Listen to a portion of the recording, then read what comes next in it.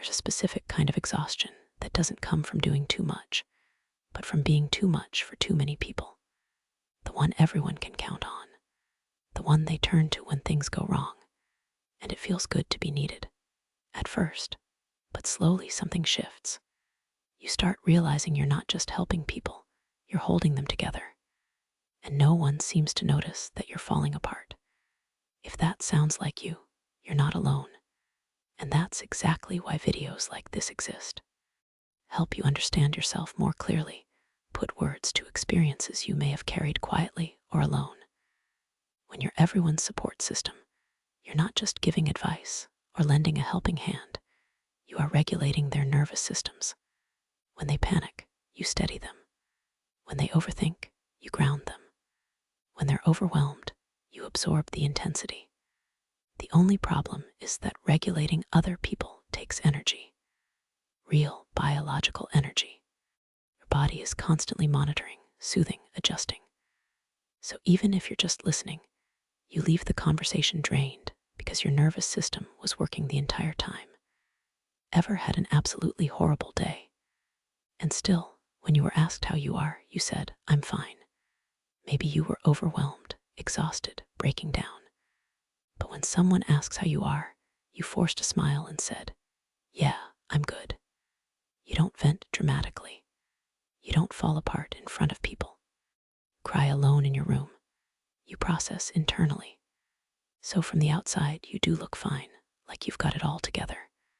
But the more composed you appear, the less people think to check in on you. Maybe you were the calm one in a chaotic environment. Without realizing it, your nervous system adapted. You became highly tuned to emotional shifts in their tone, their body language, even the silence between their words.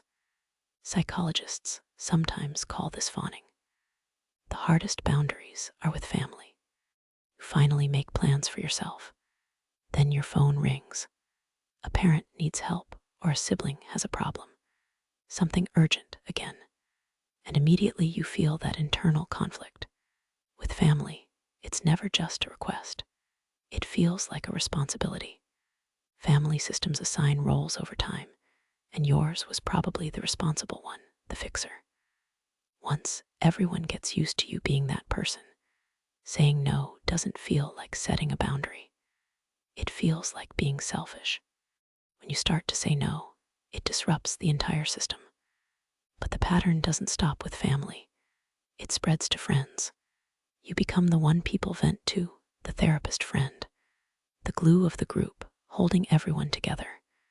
Because it feels familiar, and you know how to be that person.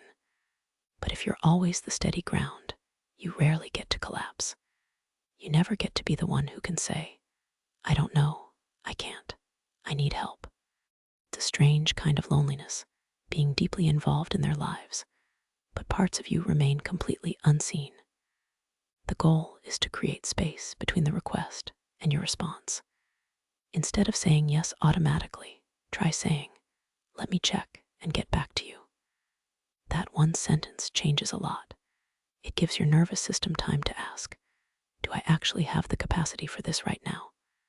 Practice saying things like, "I really care about you, but I can't tonight." Or, "I can do that for 10 minutes, but then I have to go."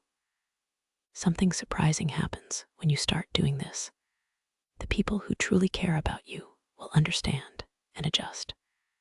Being the strong one doesn't mean having to suffer in silence. When was the last time someone supported you?